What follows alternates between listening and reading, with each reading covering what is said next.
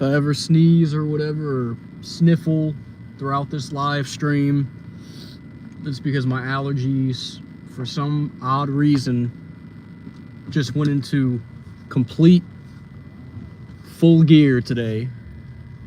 It's probably the weather, but it doesn't help that I slept with the fan on last night, 2 fans on. So if you hear me sniffling and all that good stuff, that's why. Just allergies. Anyway, real reason why I'm here is obvious. What's up, Jerry? I just wanted to put a warning. I got some allergies going on right now. They decided to kick into full gear this morning, so that's kind of where I'm at. What's going on, though? So, as you can see in the title, the embarrassment that is the New Orleans Saints continues, and they lose to the LA Chargers by a score of 26-8.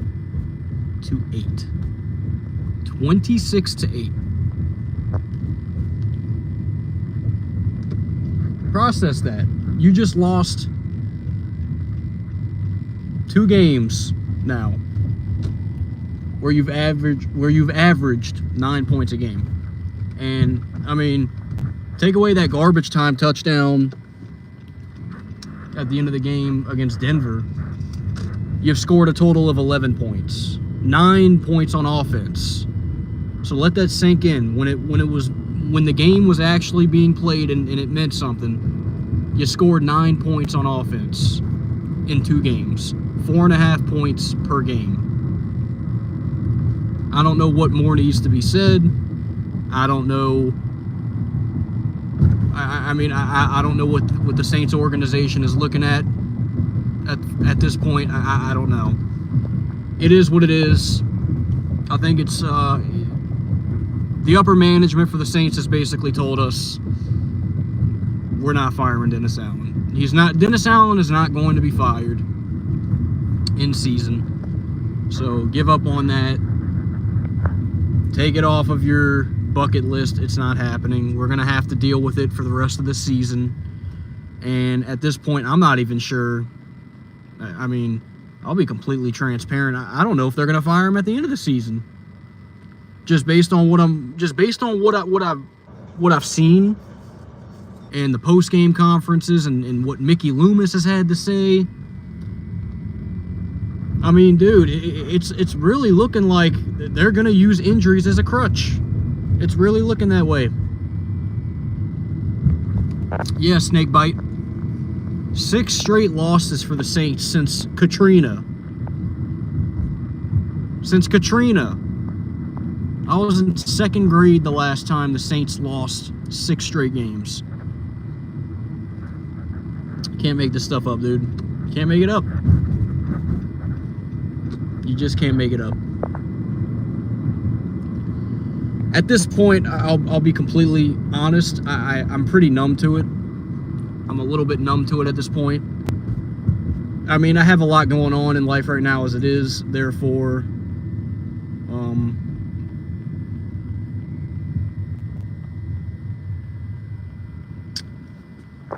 I mean, just watching the game yesterday was kind of more me observing than it was being emotionally invested.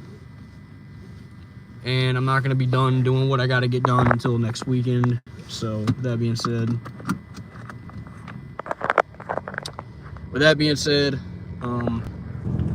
next weekend I'll be busy on Sunday, so I'll have to listen to the game on the phone or watch the game on Stream East or whatever. But, oh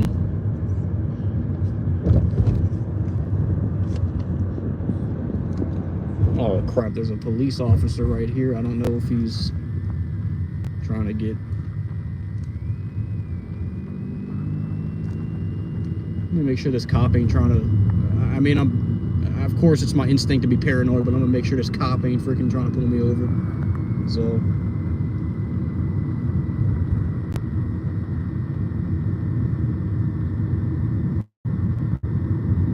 Okay, he's not. Alright, I was just paranoid. Anyway. Yeah, I watched the game. Okay, I think I'm back. Anyway, sorry, I cut out for a little bit. For the first part of the game, I was emotionally invested, but then as the game went on and I saw that we were just doing absolutely nothing, like, I mean, look at the first possession of the game that we had, okay? This is Dennis Allen in a nutshell. Dennis Allen in a nutshell. 3rd down and 1. It's 3rd down and 1 at midfield. We made a stop to start the game. We got the ball. We have it at midfield. It's 3rd down and 1. You have Taysom Hill back. He's in. He's playing. Why are you not running him on 3rd and 1? Why are you not running him on 3rd and 1? Instead of running him on that 3rd and 1, the first possession of the game, you know, if y'all know what I'm talking about, you get what I'm saying. You decide to hand it to Kamara and run up the middle, and he gets nothing. And then, instead of having the balls to say, you know what? What is Dennis Allen? He decides to punt the football one at just above midfield. No balls, no guts, nothing. And right then and there, I knew what kind of game it was going to be. It was going to be a conservative, little, you know, we're going to make sure we limit our mistakes. And it showed throughout the game, dude. And Jerry, yeah. 3rd down and 16. You run the football up the gut. You run the ball. You don't trust your quarterback to make a play. You run the ball. You're basically freaking conceiving at that point.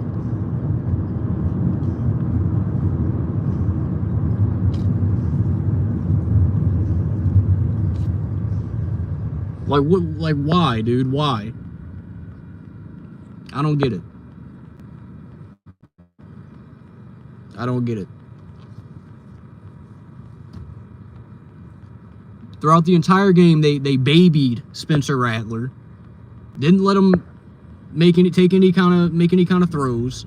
I mean, it was just a terrible conservative called game. And this incompetent offense, I mean, showed its true colors again. And the sad thing about it is you got guys back. And I get it, the Chargers have one of the best defenses in the NFL. But I mean, dude, it was just, I mean, and then penalties, bro. Penalties. Lucas Patrick, Trevor Penning. Drive killers, man. Just killing drives. Sucking the life out of our opportunities, man. I mean, undisciplined, conservative, no balls, no guts, incompetent football team.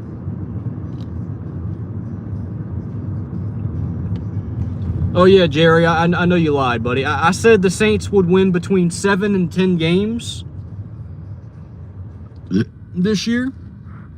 I mean, at this, how I bet it's going to go, I bet they're going to end up winning 7. And it's going to look good because it's going to be at the end of the season. And they're going to make an argument, well, they finished the season strong and we had all these injuries early in the season.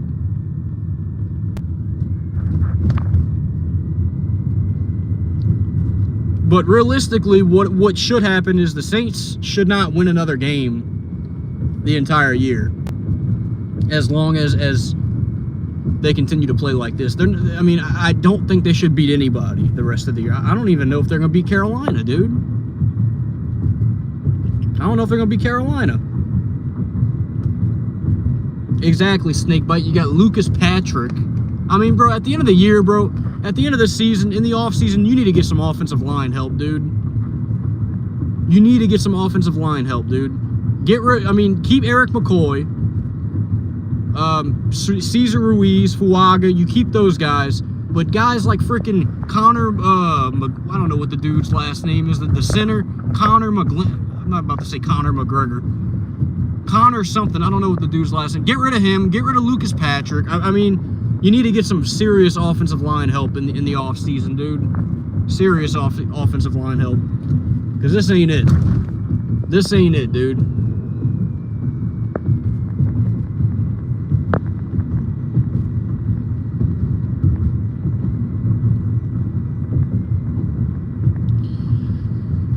So, with that being said,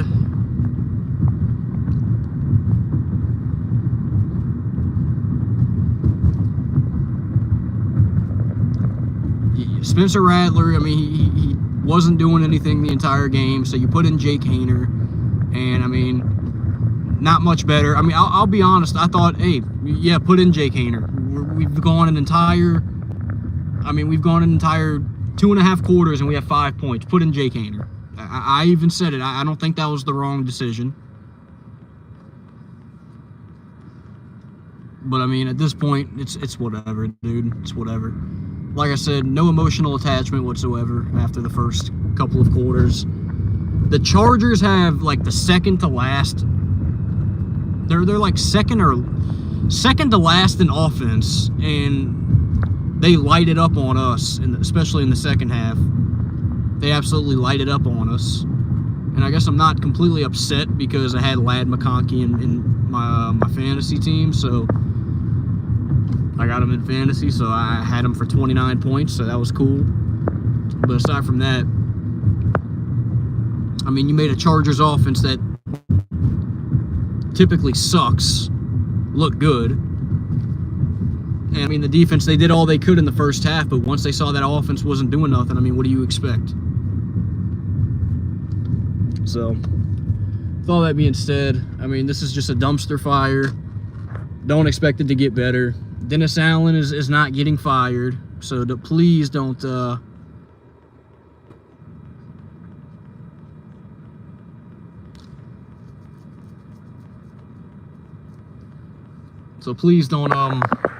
expect them to get fired in during the season. Milwaukee edits, dude, in a weird way, bro. I mean, I can't prove that would not be the case, but I mean, I don't know, bro. I mean, you saw the receivers drop a lot of passes. Jawan Johnson, Kamara, and Chris Olave all dropping catchable passes during the game. So, I mean, you might be on to something, but, and I mean, it looked like Spencer Rattler at times was just like,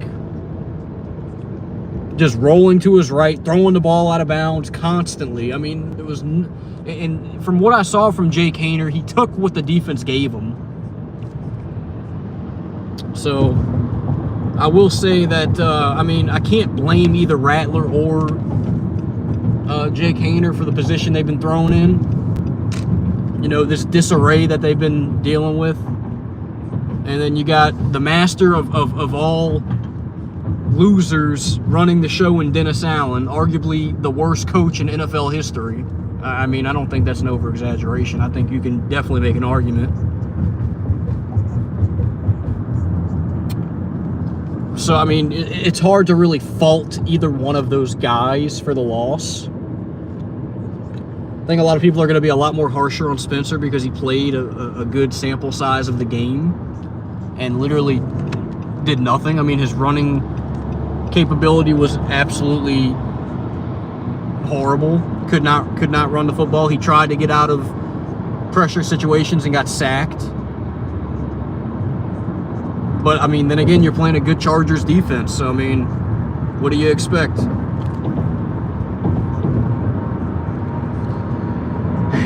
Yeah, you play a 1-7 Carolina team next Sunday, a team that you blasted week 1, 47-10. If you get Derek Carr back, you might be able to win that game, but I don't think that's not satisfying. That's nothing to clap your hands about. I mean, you're not going to salvage anything this year.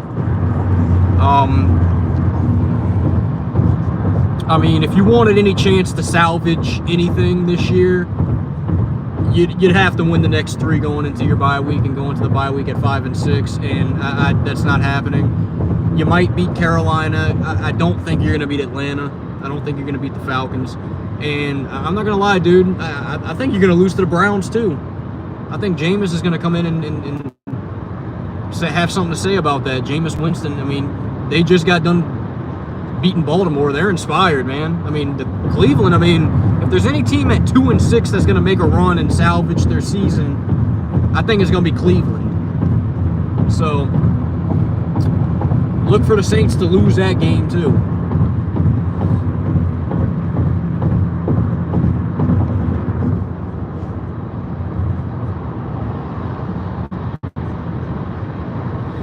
Yeah, man. Yeah. Winston, I think Winston will light us up. So, you got the Saints playing Carolina Sunday. I think the Saints will. I think the Saints can win that game. I think they can win that game. But, I mean, don't expect it. Please don't expect it. Quite frankly, I wouldn't be shocked if they lost. But, realistically, I think that'll be a close game. And if they do win, I know Dennis Allen's going to be like, you fought your tails off today. He's going to be saying his little freaking stupid loser speech for beating the worst team in the NFL, Carolina. Golf clap to that, I guess.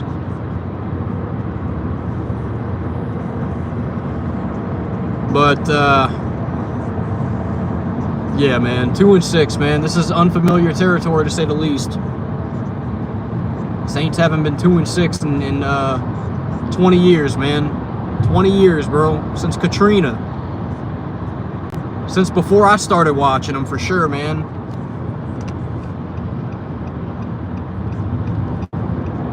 And, I mean, you were justifiably... I mean, you could have justified that team being as bad as they were with the whole Katrina situation, you not being able to play in the Superdome. I mean, you could actually rationalize that. This is just another story. I mean, injuries, yeah, injuries are injuries, but I mean, even teams that have injuries right now, like San Francisco's got a lot of injuries. They haven't had Christian McCaffrey the entire year. You got Brandon Ayuk out for the year. And they managed to, I mean, that's two critical pieces, by the way, and they've managed to salvage their season and at least stick to 500. They're 500 right now, you know? The Saints, in spite of all their injuries, haven't been able to win one game, dude. Not one game. Not one game. And I told you all, man. I told y'all all. I said it. I think I said it after the Falcons game, or I don't know what. Yeah, the Saints will probably get a lot of people back, but by the time they get everybody back or whatever, they're going to be like freaking 2-8 or 2-9 or whatever. It's not going to matter. And I mean, realistically, that's probably going to be the case. You're probably going to be 2-9 by the time you get McCoy back or whoever else is injured. You're probably going to be 2-9 at that point. Probably will be, man. What's the point of, I mean, oh yeah, we're going to get healthy. We're going to get healthy again. Like, bro, like, it don't matter if you get healthy if your record is 2-9. I mean, if you can become 5-6, that'd be a different story, which, I mean, technically they have a chance to do, but they're not going to do it because they suck. But if, hypothetically speaking, you were to go into the bye week at 5-6, which to me at this point would be a miracle. But hypothetically speaking, if you did, yeah, you get healthy during the bye, and then you make a, you know, you go from there. But I mean, this team is just freaking pathetic, deflating, not good, horrible, tough to watch, you name it. And all Dennis Allen does in his post game is summarize what happened. Well, we weren't able to move the ball. We struggled to move the ball. Like, duh. We know what happened. Tell us how you're gonna fix it. How are you gonna fix it? Tell us how you're gonna fix it. I don't want you to. I don't want to hear what we did or did not do. Tell me how you're gonna fix it. He don't got the answer. He don't know how they're gonna fix it. He don't know.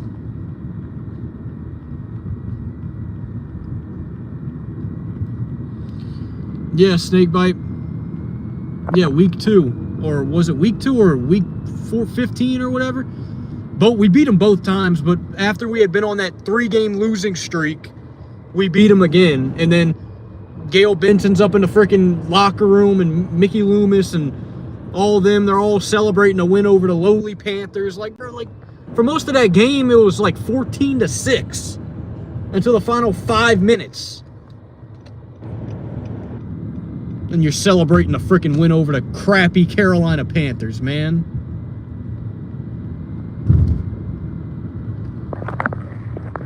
They're probably going to do the same thing if we beat them on Sunday. You fought your tails off. You fought your tails off. Like, shut up, dude.